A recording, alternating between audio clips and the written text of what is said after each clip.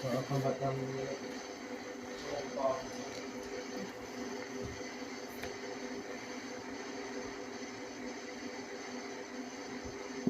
weight. I joined the Marines as a very young boy. I became a member of the SAS many years ago. The story I'm about to tell you is true.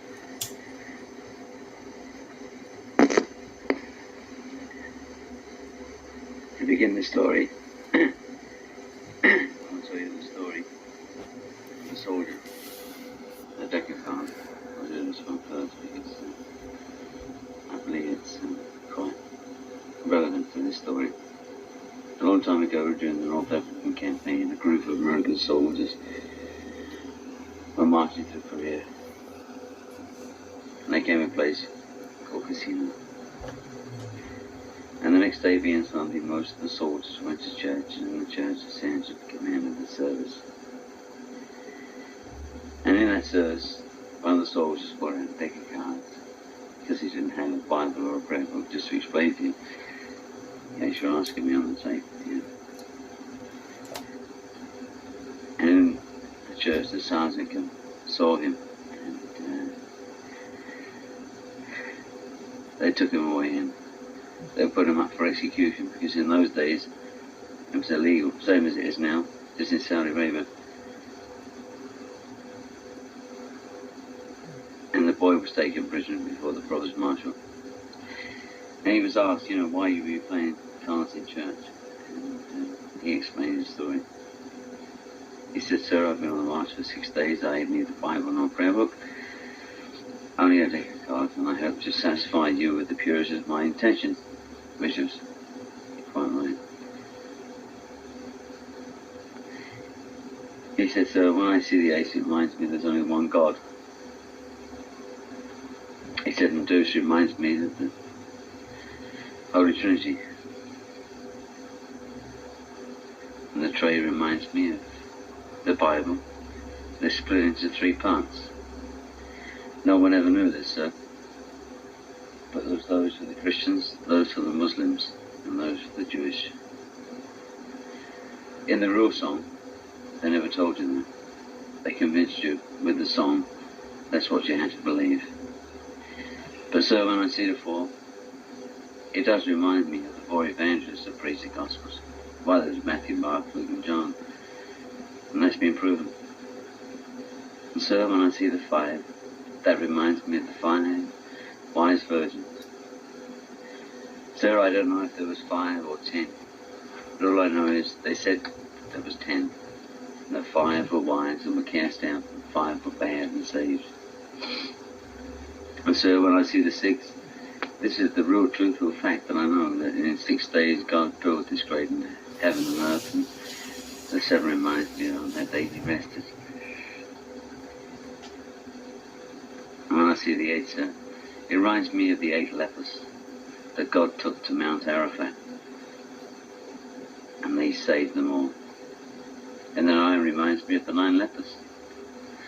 And so when I see the 10, it reminds me of the 10 commandments that God handed down to Moses on the tablet of stone. Whether it be right or wrong, that's the way I've been taught it. And so when I see the Jack and the devil, it reminds me only of that evil person, the naive. And sir, when I see the Queen, that reminds me of the Holy Virgin Mary that suffered for Jesus, bore her for this little son, Jesus. And so when I see the King, that reminds me that there was only one God, our God. But sir, when I count up the number of dots on a deck of cards, I find there's 365, the number of days in a year. There's 52 cards in a pack, the number of weeks in a year. There's 13 tricks, the number of weeks in a quarter. And there's 12 picture cards to every pack, the number of months in a year. And sir, there's 4 cards for every month. So you see, sir, my deck of cards doesn't only serve me as a Bible and as a prayer book, but also as an automatic. And now I should tell you my story.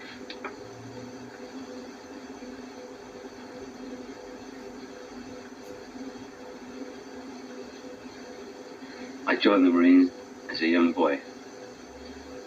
I was only 14 when I was first indoctrinated into the musical land of clarinet and saxophone. At 16, I'd already been in prison. I served 165 days in Colchester. I came out, I deserted, and I went to Northern Ireland. After Northern Ireland, I was thrown back in the prison. Then I was forced to change over to the commandos. I became a commander, I won all the medals, and I started my postings overseas. I was sent to different places, even to my home country, to watch people, just to be a spook, you might call. There's books out now called The Featherman, so therefore, by this story you won't disbelieve me.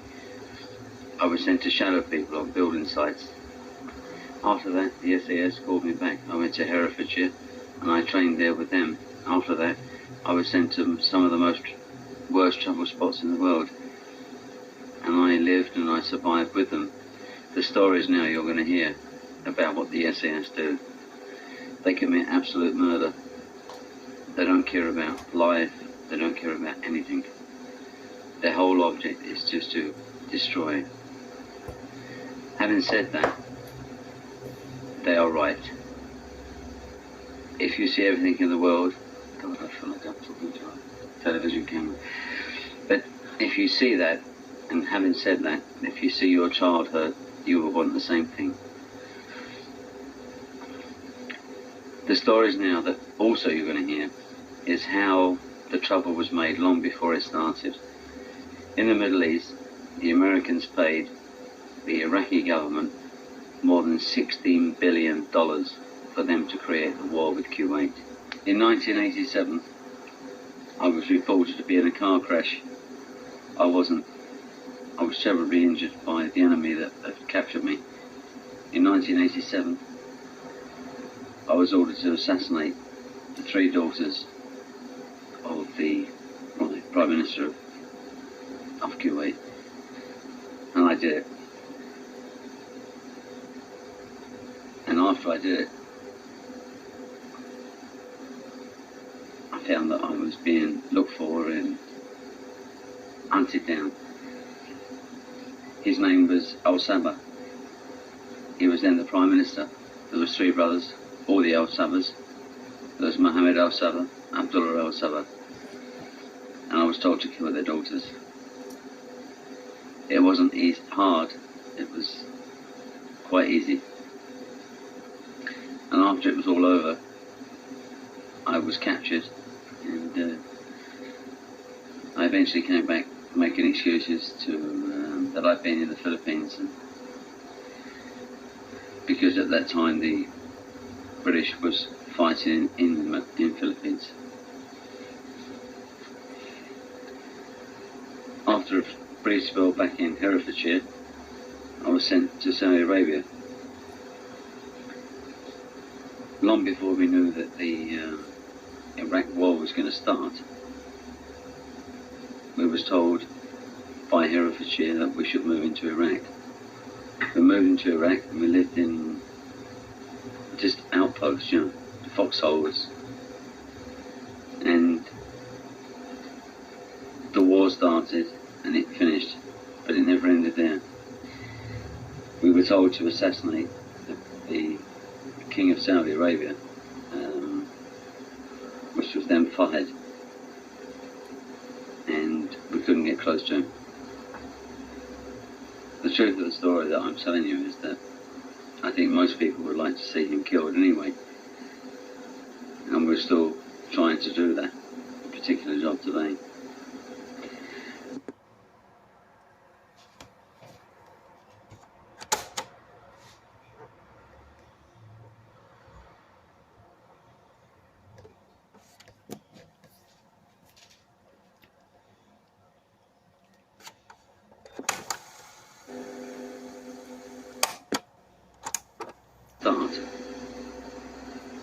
We was told by Herefordshire that we should move into Iraq. We moved into Iraq and we lived in just outposts, you know, foxholes. And started and it finished, but it never ended there. We were told to assassinate the King of Saudi Arabia, which was then fired, and we couldn't get close to him. The truth of the story that I'm telling you is that I think most people would like to see him killed anyway, and we're still trying to do that particular job today. If you knew the real story of the Muslim religion in the Middle East, you would really believe the story I'm telling you, because they're hypocrites and they're filled with condemnation of the world. They believe that they're the only right people, that they believe that they came from the bosom of God. Yet the Christians, they're just, as the Arabs call them, we're no good.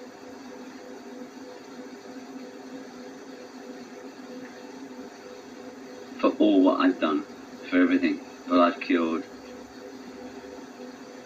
I have a lot of remorse in my heart, and it hurts me. And I'm prepared to put this on tape because I don't want to see your sons and daughters go through it. To go through this hell, this nightmare, the fighting for the religion. No one can guarantee it will ever end. But there's too many weak people in the world that will ever really stand up and fight for what they believe in. Everybody sits back and complains. There's only a few true people out there that will really fight this world.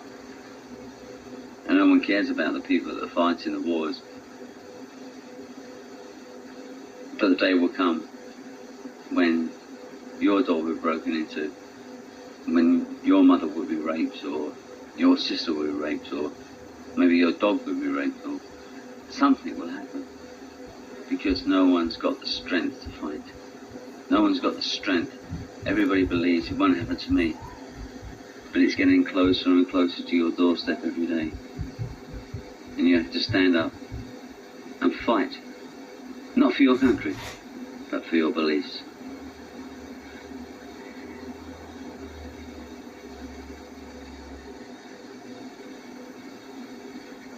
In saying that, maybe I can just tell you something. I never always fought for the SAS or the Marines, but sometimes things were good. I know I sound sad. It's not meant to be that way. But in Malaysia, I was only maybe 18 years of age.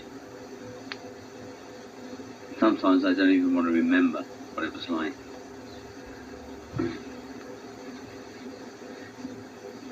So here's a story for all men that live in this world. I remember one day, a bit old-fashioned actually, but there was a castle and I had a horse. And one morning we had to go out to fight the war. And I came to this castle with my horse, bereft of speed, and above me, way above me, maybe 200 feet, was the most beautiful woman I'd ever seen in my life. A bit like Rapunzel with her long hair hanging out. I could have climbed up it and made love to her, but I couldn't, because I had to fight. But that hair touched my horse, and I was saddled on my horse as we were prepared to leave. But I fell in love with that woman, and I swore that I would return. And before I left, I wrote these words. It's not a poem, it's an oration. I wrote, I will fight for 21 days. In those 21 days, for every day that I live in this war, on your wall, by your window will grow one red rose. For every day that you go to your window and see that red rose, you will know that I live. But if after 21 days you see one black rose grown to this red roses, you will know I have died. Cry not for me. Bury me in the gardens of your life. Oh, so. Yeah. But I came back, and I could hear the hunting calls, the people in the castle, and I rode upon my charger, making World the castle of my marriage. And I married this young lady, only to find she never existed.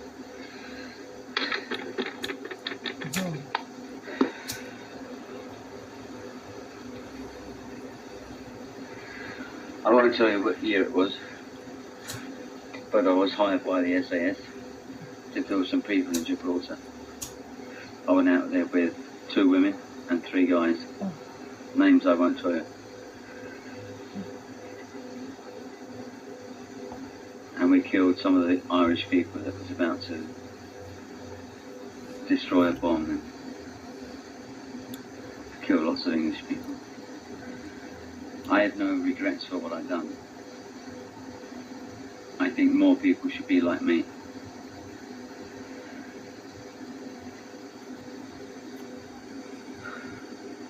In 1984, I went to Ireland. There was a padre that served with the SAS that had infiltrated them, lived with them for 7 years.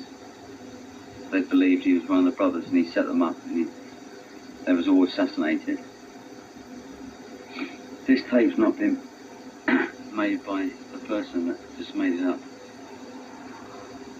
If you want authentication, you can go to the archives of the M16. I've worked under a name of Wayne Andrew Valenti. It was never my name. My real name is Richard Andrew Knight. I served since I was been a boy with the Manchester Royal Marines, transferred to the SAS. To this day I still serve with them.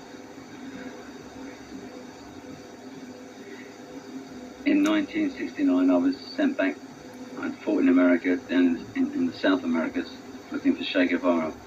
We was the one that pulled Che Guevara out the jungle. All the time this was happening, my mother never knew.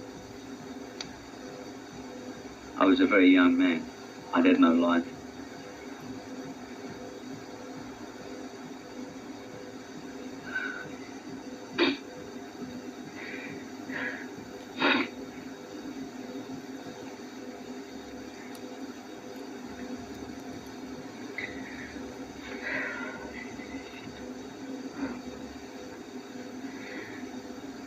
This tape has been made while I've been in sound mind and in sound body.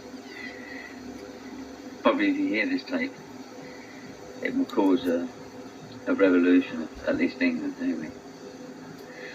The reason I've made it is because I've had enough of this. I'm really, really tired and just had enough of fighting. My real age is actually 48.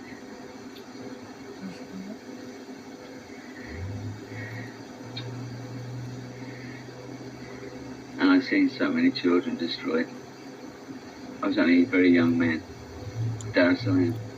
I lived in the Seychelles. We attacked from there. And I can remember going into this village after we'd run the Mao out. And the sun was facing us. And I thought it was washing in on line. And it was children that were dead. They've been strung through the ears, and the livers and their hearts have been cut out and eaten.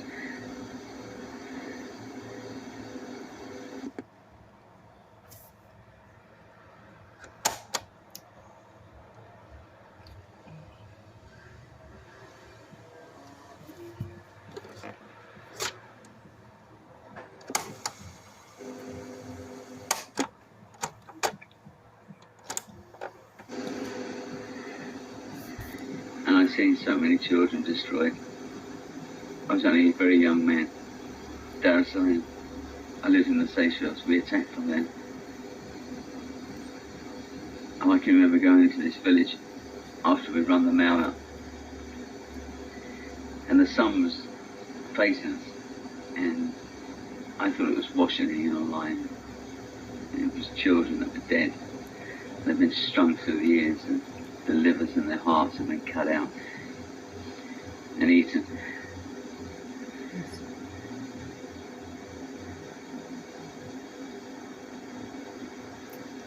Things to make you hate, things more to make you a greater fighter. And I think that the British, they just believe in the more they can extort from you, the worse you will become, you know, to gain their benefits. But when you've seen death every day, there becomes nothing left in your life. You feel nothing. You cry and you wake up and you don't know why you cried. You see things and you don't know why you see them. You see the beautifulness of these colours in the world, and you never understand why they're colours. It distorts your mind. It takes everything away from you. Going back to the Seychelles, we arrived there from Akrotiri, from Cyprus. I was with 41st Commando Brigade. I specialised in hand-to-hand combat and slow deaths. They don't call it that. They call it asphyxiation. And I was very strong. And anyway, I met one girl one night, and I was told that there was no money on the island. It was just a bartering system. You know, like you sort of like traded things in case you don't know. And I was told by this old guy, he was in Royal Navy actually, and he told me, no names mentioned because I don't want this to come back to him. And I was told that don't give her any money whatsoever because there was no money on the island, but they actually had Indian rupees. And I went to bed with her and 3 sisters, and I made love with all 4 of them. It was like 3 sisters and her. And in the morning, I was trying to leave, and this Royal Marine came in. Royal Marine. No names, I won't give names, but he came in and he told me that if they knew our position, you know, they could contact Dar es Salaam. It was 1,000 miles away. Maybe he was right, so they told me to kill them all, so I did. And to this very day, I'm living with a heart that's still bleeding for killing those guys that I love so much. And the one that ordered it was the Prime Minister from England, not him that told me to do it, but he had orders passed down to, you know, the General of the Field, and went on and on. You know, you don't have any right. If I didn't do it, they would have killed me anyway, so. And I can still see these girls every night that I wake up. I still see these beautiful girls that I've made love to, and I had to kill them. And if you go back to the Seychelles, I went back there in 79. I went back there in 79, and Mike Cora had already taken over the island. But if you want proof of the facts, you just go back through my old record, and you'll find it. But I'm telling you, you know what is the truth. Yeah. Pull that bloody thing out. I'm sick of it.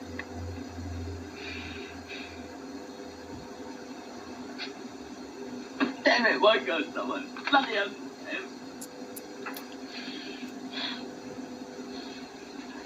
God, I never give it enough to nothing in this world.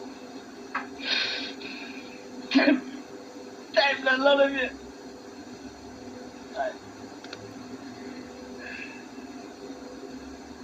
I said, no one ever come back. No one ever. No one ever came back.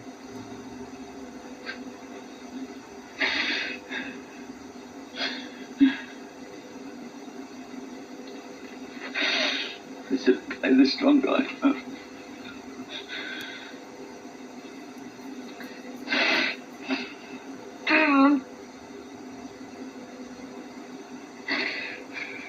Damn the way to go. Damn the way to go.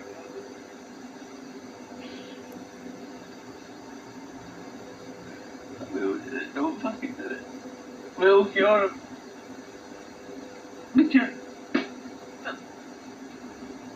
We all cure them.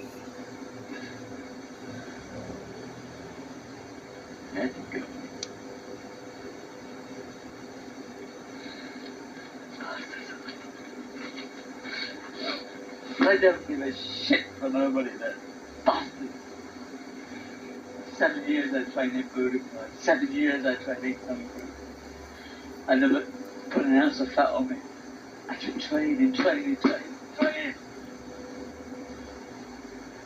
just sit there and give you the old with that shit. I'm not gonna tell her what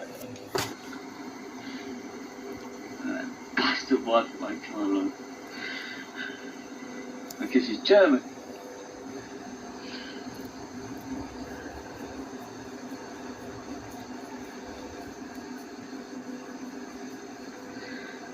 Where to kill young children.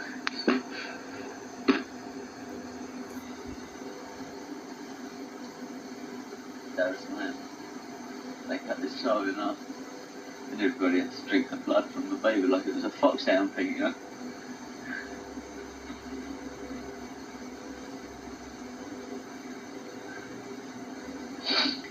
He didn't do it. They took it anyway.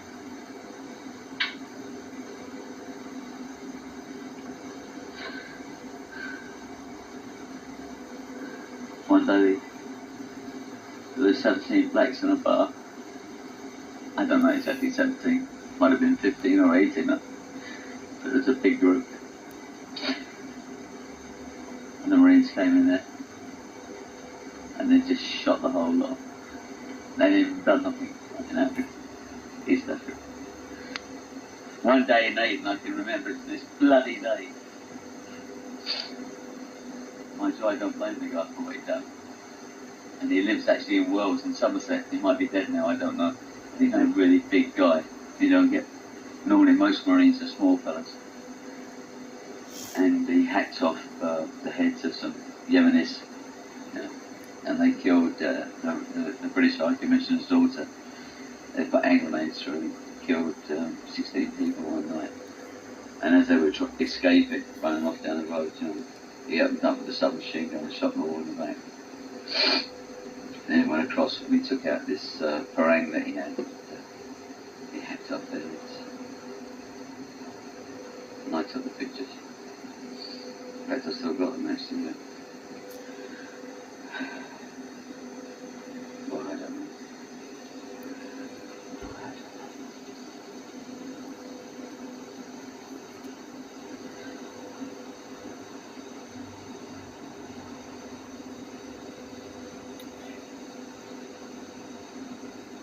Guess it's the same anyway.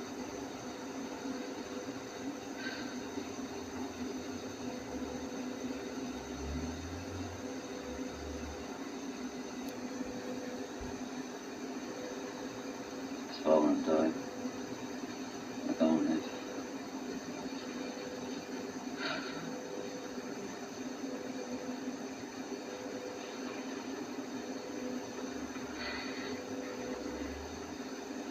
The Israelis are striking at the Bekaa Valley. The reason they're striking at the Bekaa Valley is to wipe out all the terrorists that train there. IRA, PLO. We've been into the place, we've taken lots of people out. But we're not allowed to do what we can really do.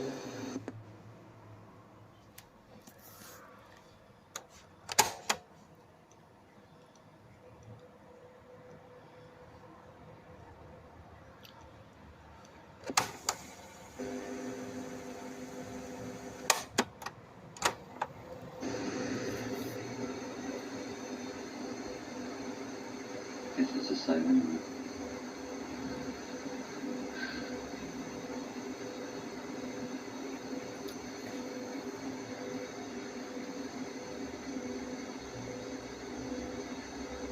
His father died.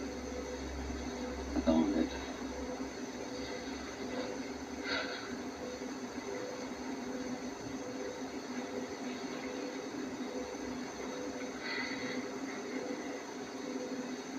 The Israelis are striking at the Bekaa Valley.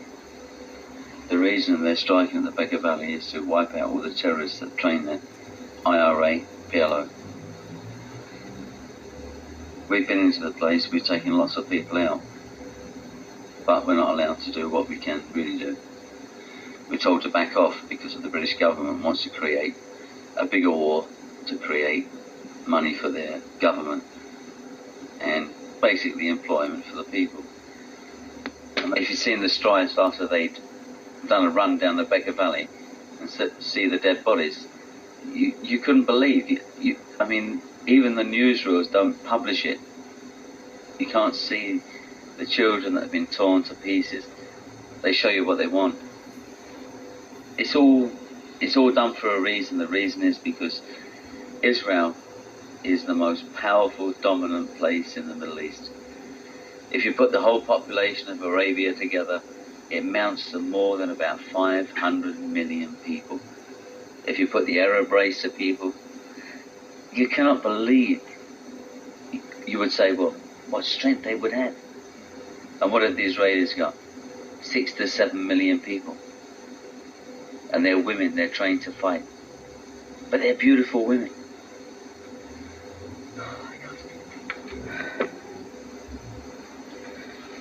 August 27th, we left from Dhahran and we drove north. There were 6 of us.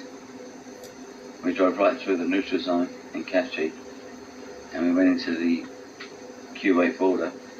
We drove another 150 kilometers into the neutral zone of Iraq. We made one insurgent attack. We killed 15 Iraqis in one hit while they were trying to shoot down American planes. I was caught and they took off my finger now, took it off of my right hand, but I was carrying a gun which I'd concealed, and I shot the guard and I escaped. I crossed the border, I went back into Kuwait, I left Kuwait and I came back into Saudi Arabia. 15 days later I left Saudi Arabia and came to England. The reason behind all of this is because the British government doesn't want to see the war end between Iraq, Kuwait and Saudi Arabia. If you see the strength of my right arm, if you could believe I've got more strength in my right arm than 10 people put together. Hello, Puss. Hello, Pussy. It frightens me from... That's it.